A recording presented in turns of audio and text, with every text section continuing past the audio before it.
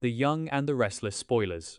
Hey guys, welcome back to the channel. It is a beautiful, chaotic Tuesday, and we are diving straight into the absolute madness that just dropped. Grab your iced coffees, take a deep breath, and strap in, because we have so much to unpack today. You guys, I am deceased. Stop what you are doing right now. I am literally shaking. Wait, we need to talk about this now, because my soul has actually left my body, and I am physically vibrating from the sheer audacity of what we just witnessed. I am filming this while I am literally running errands, walking down the street looking like an absolute maniac because I just had to jump on here and vent. I cannot even begin to process the absolute cinematic mayhem that just unfolded on our screens. We are not just watching a show anymore, besties. We are invested. And I am personally, deeply, genuinely offended by the universe right now. Send help, because I am hyperventilating in a Target parking lot, and I do not care who sees me. Nick Newman is gone. He is genuinely, straight up gone, and I am a mess. Wait. Backtrack for a second. I missed a step, because I am too hyped and my brain is completely short-circuiting. Let's rewind to the absolute dumpster fire that led to this world-ending tea. So, Nick voluntarily checked himself into rehab, right? We were all cheering. We were like, yes, King, get the help you need, conquer those demons. But then he checked out against medical advice right before Victor and Nikki's vow renewal, which is honestly so unhinged, and he ended up in that dingy, depressing motel. And this is where the nightmare literally became reality. He had that horrifying, mind-bending fentanyl nightmare where Matt Clark was psychologically torturing him, showing him visions of Sharon passed out, Cassie and Mariah blaming him, Chelsea screaming that he killed Connor, and Nikki drinking vodka. That nightmare absolutely broke his psyche. It shattered him into a million pieces. And then, oh my god, enter Marie Kirkland. Bestie, be for real right now. This woman knocked on his door because she heard him screaming from the nightmare, and instead of being a normal human being and calling for help, she basically trauma bonded with him over their mutual addictions. She is officially on my do not perceive list. I am so done with her. They are both long-time addicts, and instead of pulling each other out of the dark, they just grabbed shovels and kept digging. They decided to skip rehab entirely, and Nick just completely surrendered to the darkness. I was mid-skincare when this scene happened, and I literally smeared charcoal mask all over my rug because my jaw hit the floor. I literally had to yeet my phone across the room because I could not handle the toxic codependency radiating through the screen. Oh, hold on. I should have mentioned this earlier, but I need to talk about the aesthetic of that motel room for a second. Like, I know this is a literal tragedy unfolding, but can we talk about the mustard yellow floral wallpaper in that room? It was giving 1970s basement horror movie, and honestly, the set design alone was enough to send someone into a spiral. And that flickering neon sign outside the window? It was buzzing in the background the entire time, making this weird, high-pitched humming noise that was genuinely making my skin crawl. It was purely cinematic, psychological torture. Wait, I'm glitching.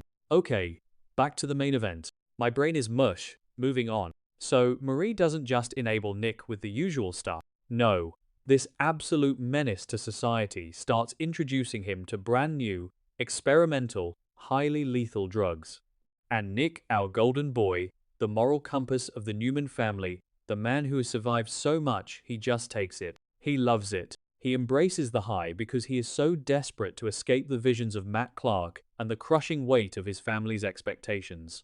He just wants the pain to stop, and Marie is handing him the ultimate, fatal escape route. It is straight up devastating to watch him give up. You can see the exact moment the light leaves his eyes, and he just stops fighting. He stops fighting for Sharon, he stops fighting for Noah, he stops fighting for Summer. He just lets the drugs take over, and I am genuinely sobbing just thinking about it. Did I say that yet? That he loved the new drugs? Ugh, I am losing my mind. Yes, he loved them, and they went on this massive, catastrophic bender. They are pushing their bodies way past the absolute limit. It is a high-octane psychological masterpiece of a scene, but the stakes are astronomical, and you just know, sitting on your couch, that this is not going to end well. You can feel the doom settling over the room. The camera angles get all distorted, the lighting gets darker, and the reality of what they are doing sets in. They are playing Russian roulette with their lives, and the chamber is fully loaded. And then, the overdose. You guys, the overdose. It was the most silent, harrowing, deeply traumatic thing I have ever watched. There was no grand speech. There was no final heroic moment. It was just two broken people, longtime addicts, pushing too far and slipping away in a filthy motel room. They both overdosed. They both died. Just like that. The finality of it is what is absolutely sending me into orbit right now. Nick Newman is dead. Marie Kirkland is dead. It is painful, it is exhausting, and it is so incredibly unfair. I am clutching my chest because I am literally too unwell to handle the gravity of these events. I feel like I have been personally attacked by the writers. How do you just end an era like this? The scene where the police find them? Cinematic mayhem. The flashing red and blue lights reflecting off that hideous yellow wallpaper. The yellow crime scene tape being stretched across the motel door. The coroner wheeling out the body bags. It was so cold, so clinical, and so utterly devastating. The police just finding their bodies in that room, surrounded by the remnants of their fatal bender. It was a stark, brutal reminder of the reality of addiction, and it completely shattered my soul. I am officially a shell of a human being. This specific betrayal by the universe has personally attacked my soul, and I will never recover. Never. And don't even get me started on the vibes when the family found out. The ripple effect of this tragedy is about to tear Genoa City apart at the seams. Let's start with Sharon. Sweet, beautiful, traumatized Sharon. When she got the news, I genuinely thought I was going to pass out. She has been through so much with Nick. They are soulmates. They are toxic. They are everything. She was just counseling Noah, trying to keep her son from spiraling over Matt Clark, and now she has to process the fact that the love of her life died in a motel room. The parallels to Cassie's death? The sheer, unadulterated grief of losing someone so senselessly. Sharon is completely broken. She is devastated in a way that words cannot even describe. I am weeping for her. Then we have Victoria. Oh my God, Victoria. She has been working overtime trying to be the family peacemaker, trying to keep Victor and Adam from killing each other, and recently she's been totally distracted by that absolutely unhinged, forbidden kiss with Kyle Abbott, which, by the way, is still on my mind, because what was that? But all of that petty drama just evaporated the second she heard about Nick. The sisterly bond they shared, despite all the corporate backstabbing and Newman family toxicity, was so real. She is going to carry so much guilt. She is going to wonder if she could have saved him, if she should have pushed harder when she suspected he was using again. Victoria is going to build a fortress of ice around her heart, and I am terrified for her. But besties, Nikki Newman. I cannot even talk about Nikki without bursting into tears. This woman just had her eye bandages removed. She has been facing the terrifying possibility of permanent blindness, fighting MS, fighting her own history with severe alcoholism, and now she has to face the ultimate, unimaginable nightmare of a mother. She has to bury her son. She has to picture him dying alone in a dingy motel with a stranger. Nikki is going to absolutely shatter. I am predicting a massive relapse for her, or a complete psychological break, because how does a mother survive this? How does she wake up tomorrow, knowing Nick is in a morgue?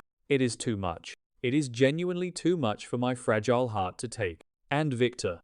Oh, besties, brace yourselves, because I'm calling it right now. The villain arc is about to go nuclear, manifesting a total dumpster fire by the next update, because Victor Newman is going to burn the entire world to the ground.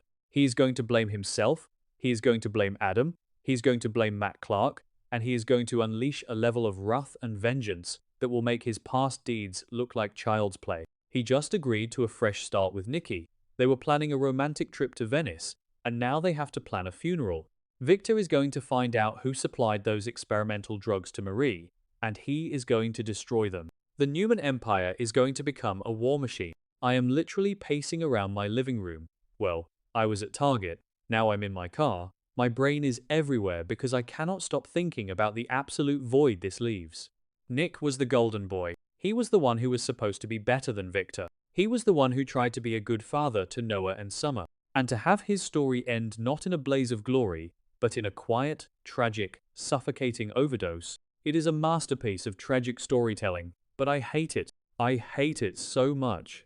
I want to scream into a pillow until my vocal cords give out. Why didn't Adam get to him in time? Adam was trying so hard to track him down, dealing with Riser and Matt Clark's mind games in Vegas, and all along, Nick was just slipping further and further away right under their noses. The guilt Adam is going to feel is going to be astronomical. He is going to spiral right back into his dark spider persona. I just know it. The entire Newman family is about to implode. The structural integrity of Genoa City is compromised. I am officially unwell. Wait, I'm glitching again. Let me just take a breath. Okay. The reality is, Marie Kirkland was the catalyst, but Nick's demons were already driving the car. Matt Clark set the stage with that psychological torture, making Nick believe he was a failure, a disgrace, a danger to everyone he loved. Nick believed the nightmare. He believed he wasn't worth saving. And Marie just handed him the final exit. It is so dark, besties. It is so heavy. I genuinely need a week off work to mourn a fictional character because this situation is now my entire personality and I am not okay. I'm going to need all of you to sound off in the comments because I cannot carry this emotional burden alone. Are you as devastated as I am? Are you ready for Victor's nuclear revenge? How is Sharon going to survive this? Please, spam the chat, send me voice notes, do whatever you have to do, because we are in this trauma together. I am going to go cry in my car for another hour, maybe try to fix my ruined skincare, and question all of my life choices that led me to care this much about these people. Stay strong, besties. I love you all, and I will see you in the next video, assuming my soul returns to my body by then. Bye.